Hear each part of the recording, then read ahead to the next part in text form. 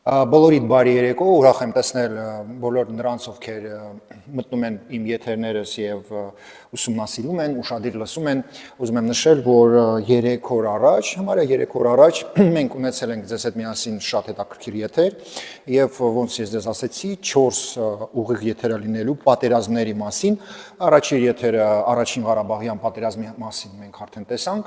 այսօր դա երկրորդ եթերն է, երկրորդ եթերը մենք խոսալու ենք 4 օրվա պատերազմի մասին,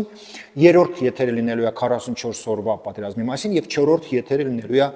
23 ժամյա պատերազմի մասին։ Տեսեք, ուզում եմ նշել, որ այս համարյա 3 օրում իմ առաջի եթերը անգլերեն էջում նայել են ուրեմն 105,000 դիտում հավաքել, ռուսական էջում մոտավորապես 25,000 եւ համարյա 80,000 YouTube-յան ալիքում, արմբլոգում, ուզում եմ նշել, որ ես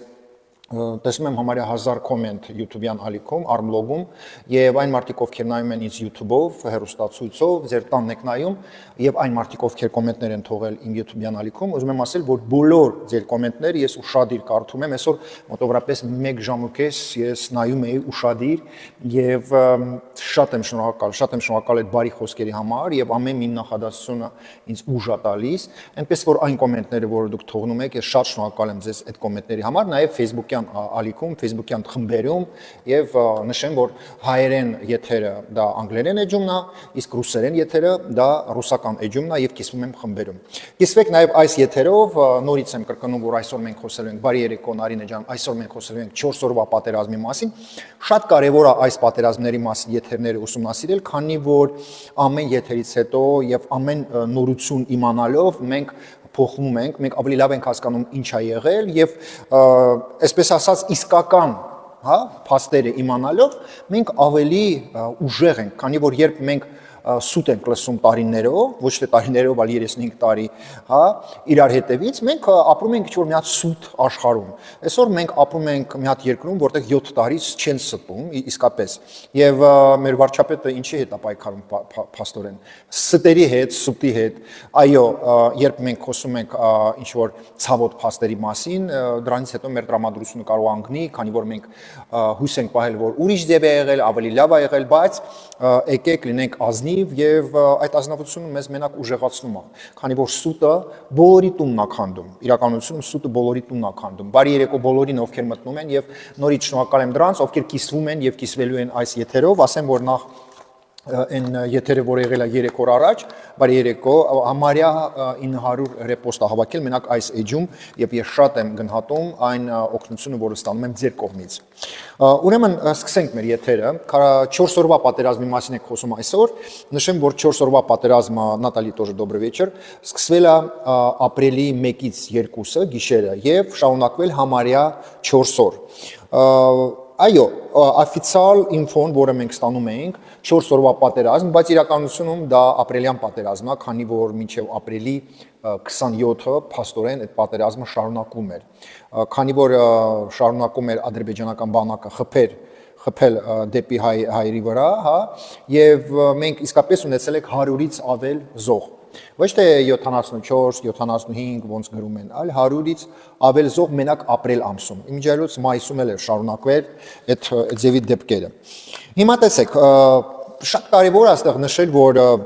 4 օրվա պատերազմը եղել է 2016 թվականին, այսինքն 94 թվականից մինչև 2016 թվականը այս ձևի խոշոր ոչ մի պատերազմ չի եղել Ղարաբաղում։ Եվ խնդիրը դրանում է, որ երբ ապրիլի 2-ին սկսվել է 4 օրվա պատերազմը, արդեն ապրիլի 4-ին, հա, ռիսկ է եղել, որ կարող է խփեն նաև Ստեփանակերտ քաղաքին։ Ինչի մասին եմ ես ուզում խոսամ, հա, ինչից ենք մենք սկսում։ 1994 թվականից մինչև 2016 թիվը անցել է 12 տարի։ Ու տեսեք, երբ 2016 թվականին Ադրբեջանը ուզում էր խփել նաև ռումբեր գցել Ստեփանակերտի վրա, այդ դրությամբ այդ ժամանակ 2016 թվականին փաստորեն ոչ մի նկուղ պատրաստ չի եղել, հա, ռուսերեն ասում են բոմբոուբեժիշե, եթե չեմ սխալվում, հայերեն ասում են նկուղներ, подвалы бомбоубежища, հա, մի հատ բոմբոուբեժիշե, այսինքն Ղարաբաղի ղեկավարները չեն սարքել Ղարաբաղցիների համար։ Այդ ժամանակ չի եղել ոչ մի Նիկոլ Փաշինյան, ոչ մի Փաշինյանի թիմ, հա, եղել է Քոչարյանը եւ Սերժը Հայաստանում, եւ Ղարաբաղում եղել են Բակո Սահակյան, Արայիկ Հարությունյան եւ այլն։ Մի հատ բոմբաուբերիժը չի եղել Ղարաբաղում։ Ինչի՞ եմ ես սա պատմում։ Այսինքն այնքան են անտարբեր մարդկանց հանդեպ, այնքան թքած են ունեցել, հա, այդ մարդկանց վրա, որ մի հատ բոմբաուբերիժը չեն սարքել իրանց ժողովրդի համար։ Սա շատ կարևոր է իմանալ։ Շատ կարևոր է իմանալ։ Պետք է հասկանալ, որ դա չի արվել, քանի որ մարդկանց հանդեպ միշտ անտարբեր են եղել, միշտ։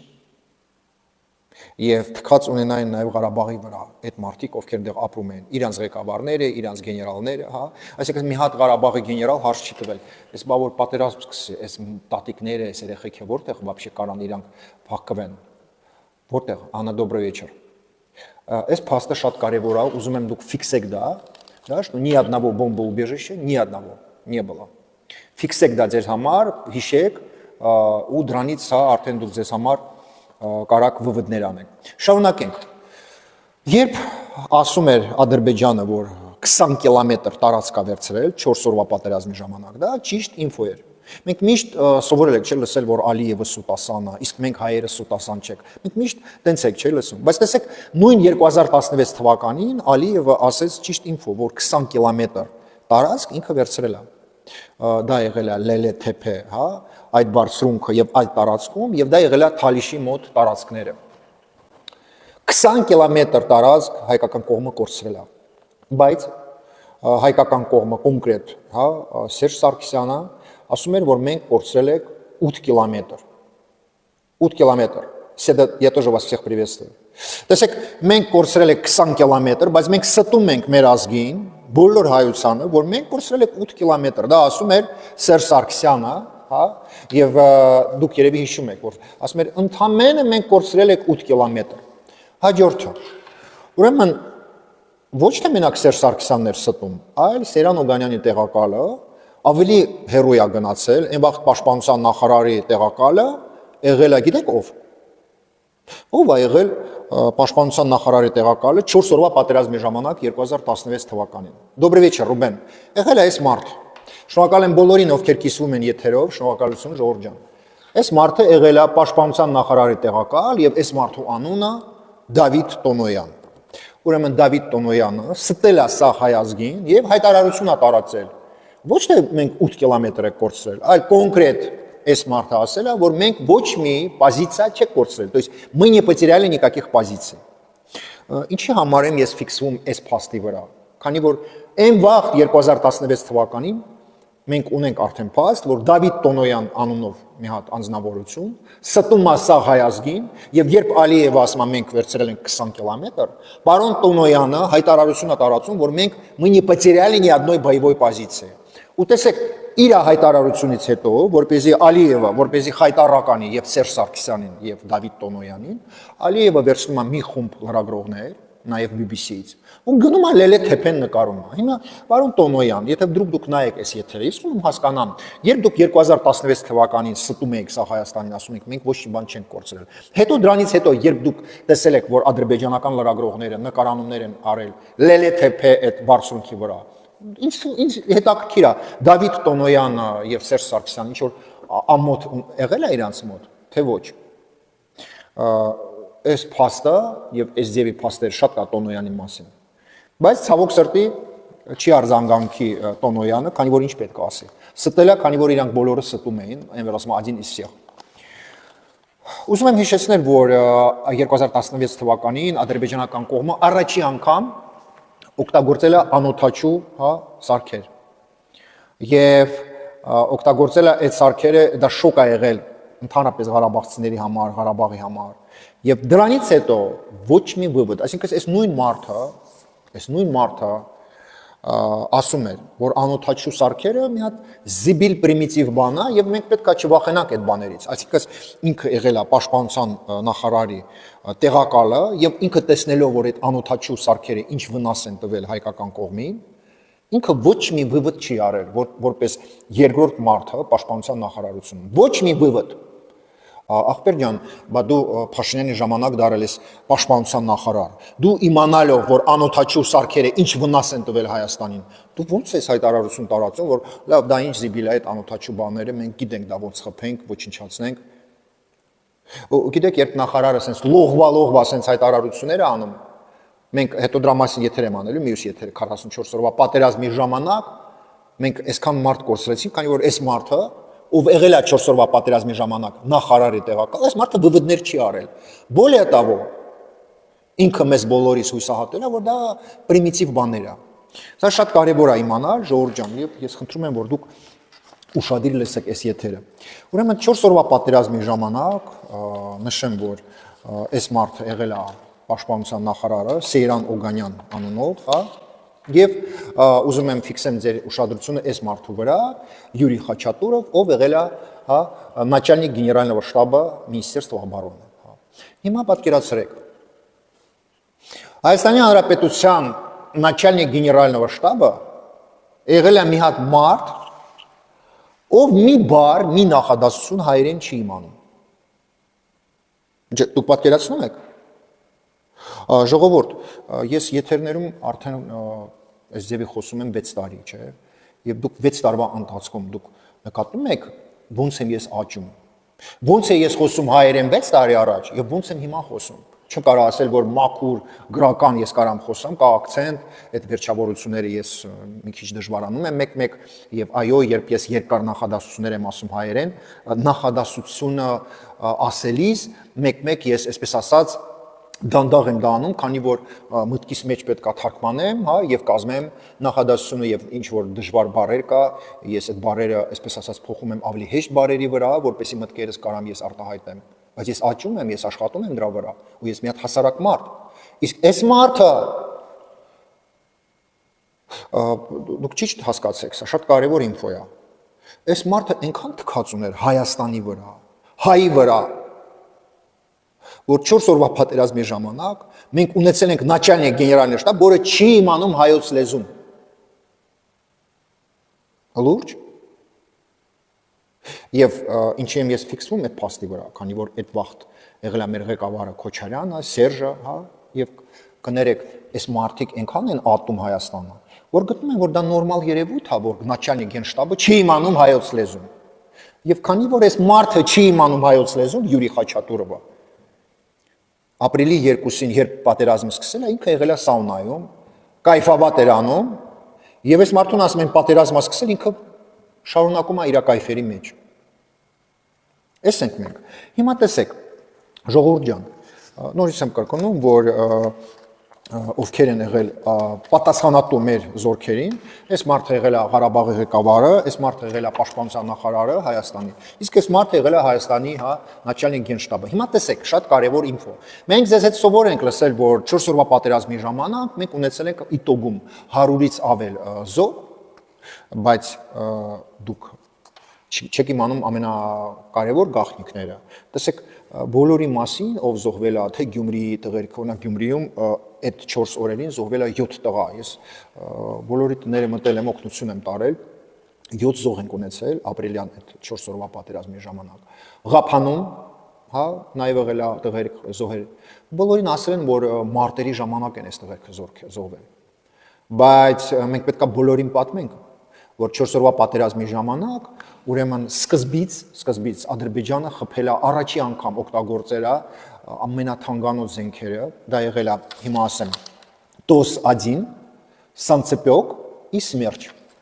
Ռուսերեն եմ ասում, эти установки очень дорогие, շատ թանկանոց զենք է, Ռուսաստանի զենքն է, Ռուսաստանն է տվել, это были установки Смерч, ТОС-1 и Санцепёк։ Կներեք։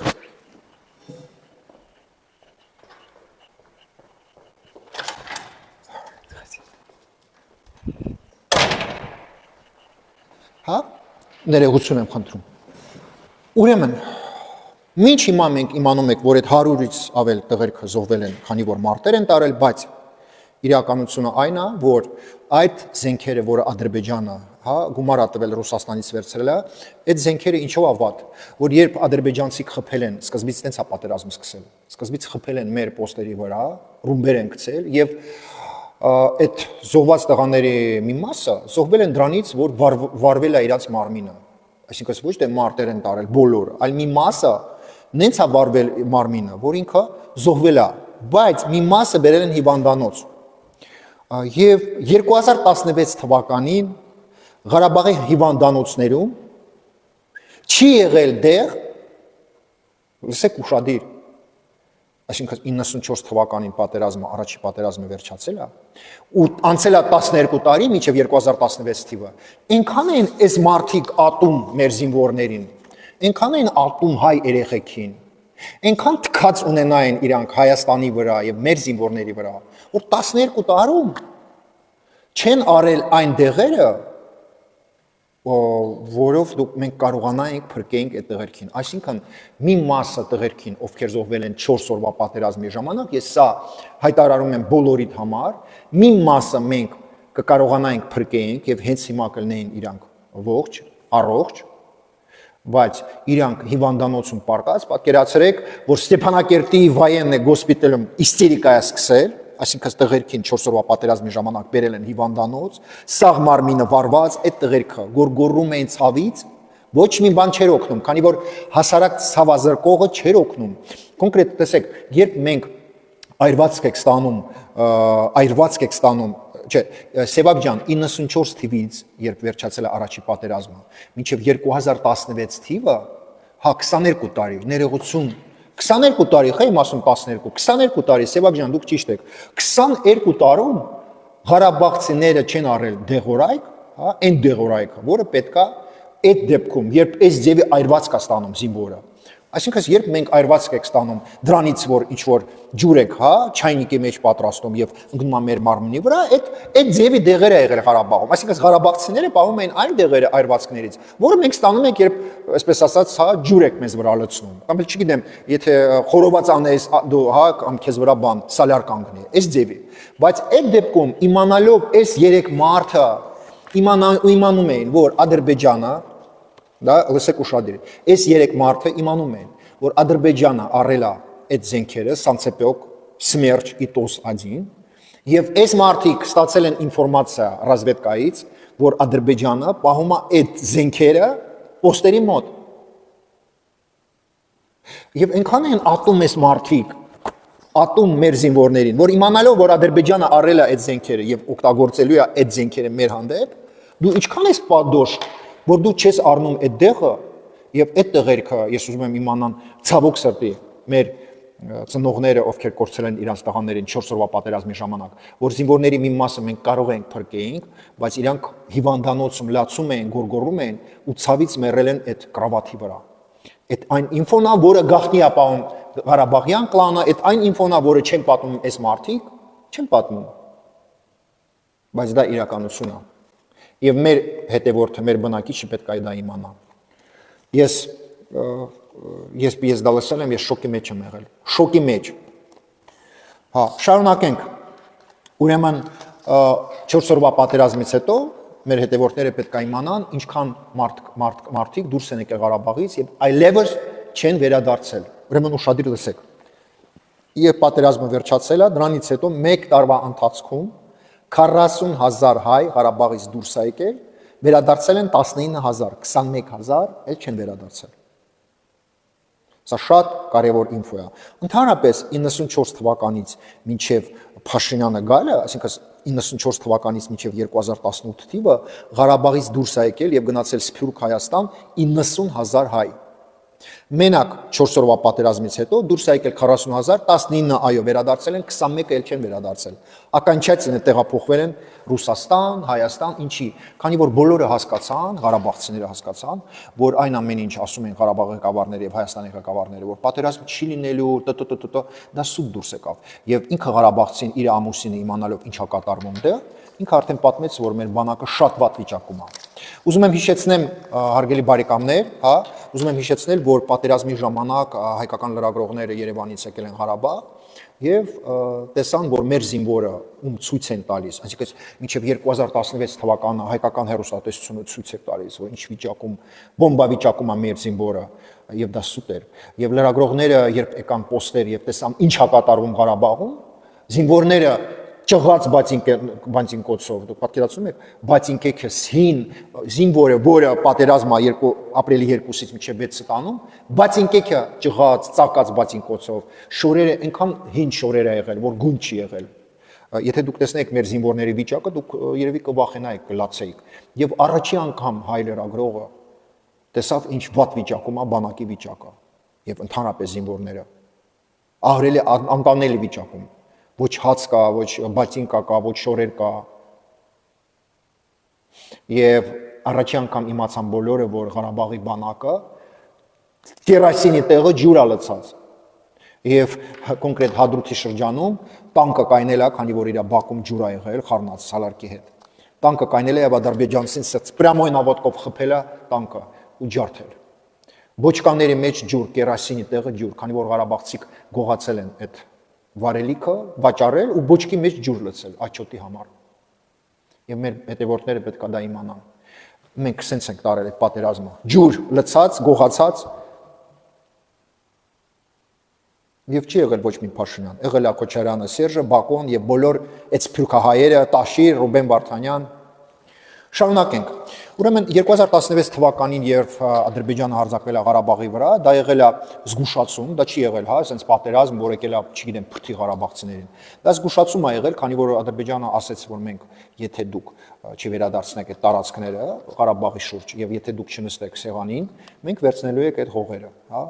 Եվ դա եղել է զգուշացում։ Եվ Սերժը խոսք է տվել, որ վերադարձնելու է սկզբից 5 շրջանը, հետո 2-ը եւ այլն, եւ ստում էր։ Սերժը դրա համար, որպես իր խոսքը չկատարի, արել է այն, ինչ արել է այդ PPS-ի պատմությունը, հա, երբ այդ բատալյոնը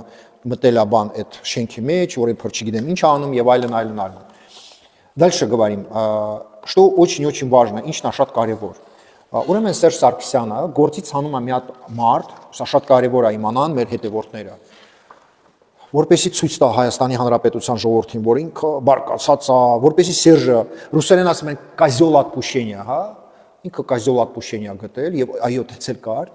մի հատ մարդ, ով պատասխանատու էր այդ ընդհանրապես վիճակին, որը կար բանակի մեջ, կոնկրետ այդ շորերի հարցը եւ այլն, դա եղել է Արշակ Կարապետյանը։ Սերժը այս մարդուն հանել է գործից, քանի որ այս մարդն է մեղավոր եղել, որ մեր զինվորները եղել են սոված, ճղած շորերում եւ այլն։ Տեսեք, ինչն է ինձ համար զարմանալի, չէ՞։ Բայց Սերժի ժամանակ այս մարդուն հանել են շպրտել գործից։ Մենք ո՞նց եք թողնում այս մարդը մնա բանակում։ Եվ հալամ դրանից հետո մենք նշանակում ենք այս մարդուն պաշտպանության նախարար։ Ոնց կարող է այդպես բան լինի։ Ես հիշեցնում եմ մեր հետևորդներին, որ 2016 թվականին Արշակ Կարապետյանին հանում են գործից դրա համար, որ ինքը ահագին սխալներ է արել եւ հանցագործություններ, հա, այսպես ասած։ Եվ դրանից հետո իմանալով, որ այս մարդը այս քաքերի մեջ թափախված է, ով է խորհուրդ տվել մեր վարչապետին, որ այս ձևի մարդը լինի պաշտպանության նախարար։ Եվ մենք հիմա տենում ենք, չէ՞ որ սա ինչ դավաճան է։ Մարդիկ պետք է իմանան, երևի մոռացել եք դուք, բայց հիշեք, ումին է հանել Սերժը, Ստրան։ Հանել է 3 հոգի, բայց այդ 3 հոգուց մեկը սա է եղել, ժողովուրդ ջան։ Գիտեք, ես ուզում եմ ուղղակի նշել մեր հետևորդների համար, որ ամեն ինչ պետք է հա բուդներ անել, ոչ թե օթից բաներ հորինել եւ անել։ Հիմա ես ինչ եմ ուզում ասեմ, հա, այդ պատերազմի ժամանակ, 4 օրվա պատերազմի ժամանակ եղել են տղերք, ովքեր նենց բաներ են արել, որ մինչ հիմա իրանց անունը, հա, կա մեր սրտում եւ լինելու է 100, 200, 300 տարի։ Այո, մենք նշում ենք մեկ հոգու մասին, Ռոբերտ Աբաջյանի մասին, բայց Ռոբերտ Աբաջյանի նման համարյա, ճիշտ ասած, մենք ունենք այդ զրույցը Ռոբերտ Աբաջյանը, որտեղ Ռացիոյով ասում է, սենց ադրբեջանցիներին եւ իրան տրակացնում, բայց նույն ձևի հերոսի նման զոհվել են այդ 4 օրվա պատերազմի ժամանակ Շիրակի մարզի տղերքը։ Շիրակի մարզից գյուղերից մենք տղերք եք ունեցել, նույն ձևի Ռոբերտ Աբաջյանի նման հերոսների նման գնացին, հերոսների նման։ Հիմա տեսեք Ռոբերտ Աբաջյանը, մեր հերոսը, մենք խոնարհվում ենք։ Կուզեի մենք շատ կարևոր բաներ ասենք Ռոբերտ Աբաջյանի մասին եւ ուշադիր լսեք ինչ եմ հիմա ասելու։ Գիտեք, նոր արձան աբացվել դպրոցում, այն դպրոցում, որտեղ ինքը սովորել է Ռոբերտ Աբաջյանը։ Եվ ես ուշադիր նայում էի իր ծնողների վրա։ Եվ ես հիացած եմ եղել տեսնելով, որ իր հայրը, Ռոբերտ Աբաջյանի հայրը, ինչքան համեստ, ինչքան կուլտուրական մարդ է։ Գիտեք, Ռոբերտ Աբաջյանի ընտանիքը ծնողները եւ օրինակ Շիրակի մարզի այդ հերոսների ծնողները ամենամեծ իրավունքը իրանք ունեն Հայաստանում ինչ որ բաներ պահանջեն եւ մենք հասկանում ենք, չէ՞, եթե Ռոբերտ Աբաջյանի ծնողները ինչ էլ ուզեն, մենք կտանք, քանի որ ինքը իրանք արժանի են, բայց այս մարդու հայրը այսքան համեստ,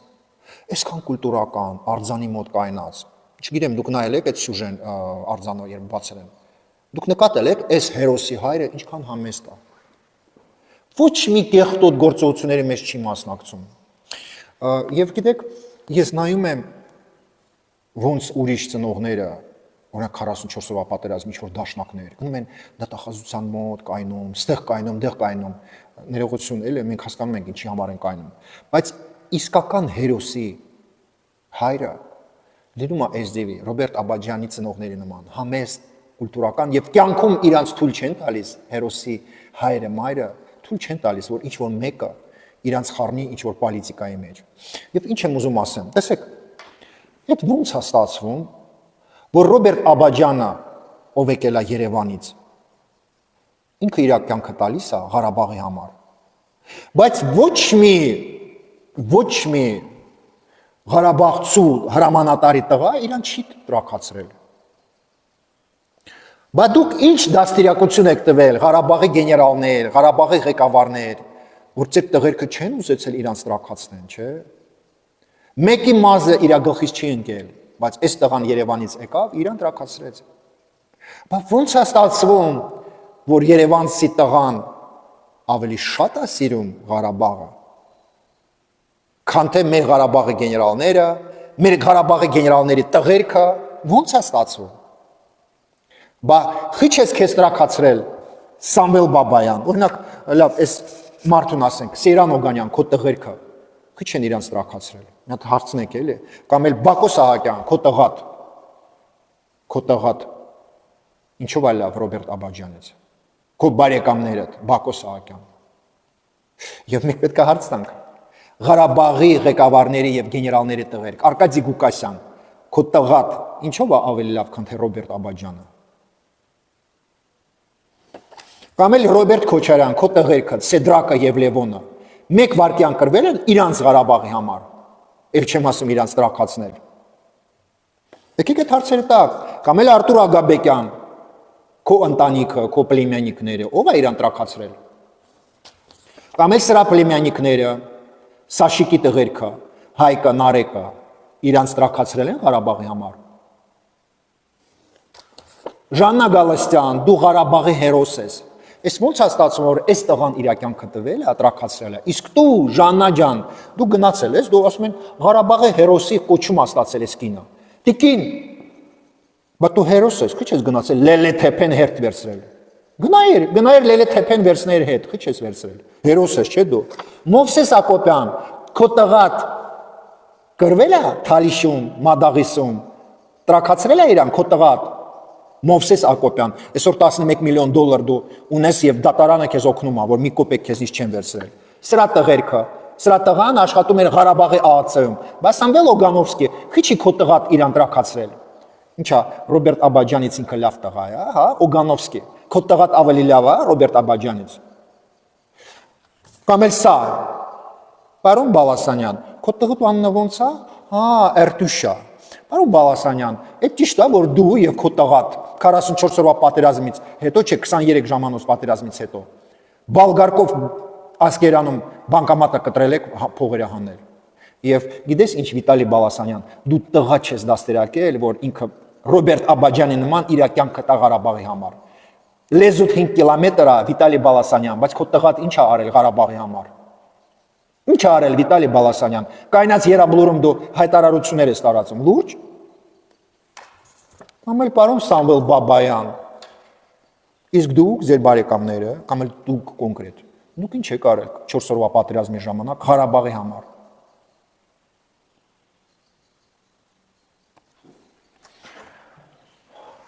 Եվ ամենակարևորը, բա դուք հարց չեք տալիս,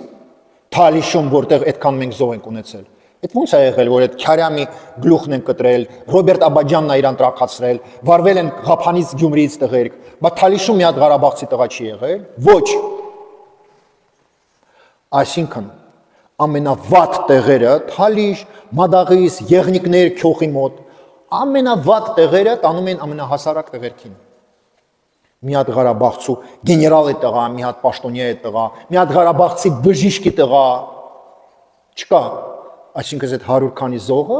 բացի այդ հադուրթի տղերքից մի քանի հոգևոր տանկիստները զոհվել են, այդ Թալիշում բոլորը եղել են Հայաստանից հասարակ ընտանիքներից, Շիրակի մարզից, Երևանից, լուրջ։ Այսինքն Ռոման Բաղդասարյանը ճիշտ է ասում, հա, որ դուք ամենավատ տեղերը ուղարկում եք հասարակ տղաներին, Ռոման Բաղդասարյանը ճիշտ է ասում, որ ձեզ համար հասարակ տեղերը, հասարակ ընտանիքներից ռասխոդնե մատերիալ են, ես եմ ճիշտ ասում։ Եվ այս բոլոր գեներալները, հա, սա կյանքը լինելու են խայտառակ վիճակում։ Եվ երբ ես ասում եմ ժողովուրդ ջան, Ղարաբաղի գեներալները հերոսներ չեն, ես ասում եմ, որ մեզ ունեք 1000 անգամ ավելի շատ հերոս։ Բայց մենք հերոսների մասին իմանում ենք, իսկական հերոսի մասին, երբ դեպք կա լինում, երբ այդ մարդը ցույց է տալիս, որ ինքը հերոս է։ Այդ մարդին մենք չենք լսել, մենք չենք իմացել մինչև 4 օրվա պատերազմը, մենք չենք իմացել, որ կա մի հատ, մենք իմացել ենք, որ կա հասարակ տղա Երևանի դպրոցում եւ այդ տղան գնացել է ծառայի, չէ։ Եվ իսկական հերոսը, գիտեք, սրանման լեզվին չի տալիս։ Իսկական հերոսը մենք չենք իմանում, հայ, եւ իմանում ենք, երբ ինքը ինչ որ հերոսություն է անում։ Եվ մեր բանակում, մեր մեջ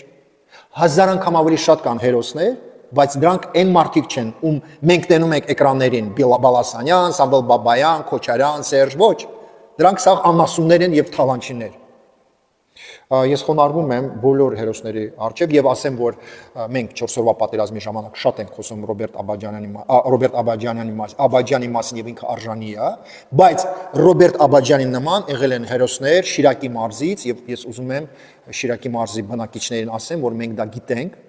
եւ մի անգամ ես նկարները կդնեմ անպայման, որ բոլորը տեսնեն։ Շնորհակալ եմ այսօրվա եթերը, որ նայում եք, կիսվեք այս եթերով, կրկնում եմ, որ ռուսերեն եթերի հիմա ես անելու եմ ռուսերեն էջում եւ մինչ նոր հանդիպում։